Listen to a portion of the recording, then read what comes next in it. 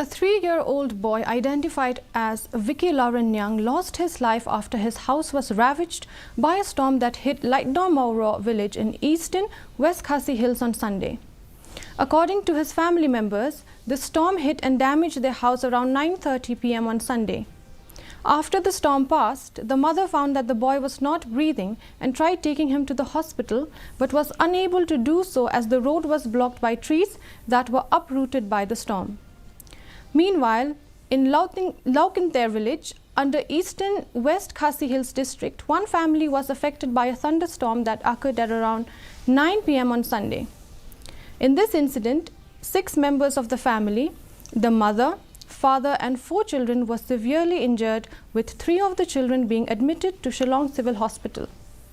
Roylan Kurba, relative of the affected family, informed that all the members of this family were inside the house when it was suddenly uprooted by the thunderstorm.